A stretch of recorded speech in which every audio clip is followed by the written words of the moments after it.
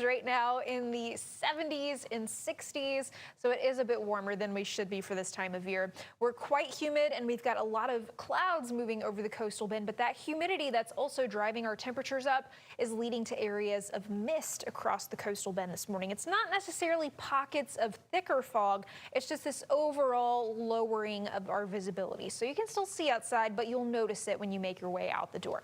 So we'll deal with those clouds for the next few hours, but that all clears out into the afternoon. Very similar to yesterday. We start off with the fog and clouds.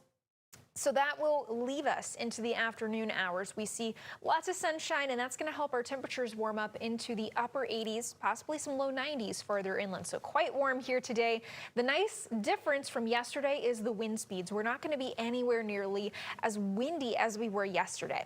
Heading into tomorrow morning, we bring the clouds back, and we have more bona fide fog, more of the pockets of fog. So what you'll notice is Futurecast is trying to put these showers over the coastal bend for tomorrow, mainly in the morning, but I think it's just interpreting pockets of thick fog as rain showers. So we do have a low rain chance, a stray chance for a shower into tomorrow. I think most of that is going to be fog. Tomorrow afternoon, we clear out the clouds again for most folks, and temperatures again top out in the 80s to close out our work week. So heading into tomorrow overnight, we'll see areas of fog forming. Whatever is there should clear out pretty quickly into the morning hours, but into tomorrow night and Saturday morning, that's when we're going to see, I think, more widespread and thicker fog across the coastal bend as we continue to see humidity pumped into the coastal bend and our wind speeds dying down. I think this is the calmest we'll see our overnight winds before our next front comes in. That front comes in heading into Saturday morning, and you'll see that northerly wind shift pushing the fog southward. That's because it's disrupting the fog formation, and it's just drier air coming in, so that disrupts the fog as well. So hopefully that fog on Saturday morning doesn't stick around for too long.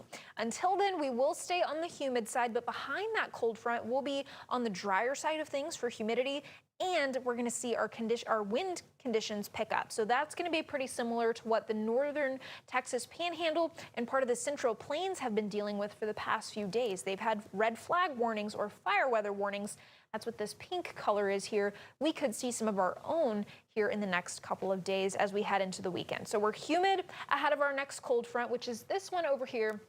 It makes its way through the central part of the United States, and we get that cold front heading into Saturday morning. An isolated shower is possible with it, but that quickly clears out as that high pressure builds in behind it and brings us that drier and windier conditions, leading to fire danger concerns. That will start heading into Saturday afternoon, late and into the evening hours as our humidity drops and winds pick up, and into overnight Saturday and into Sunday morning. That's when our winds are expected to be the strongest.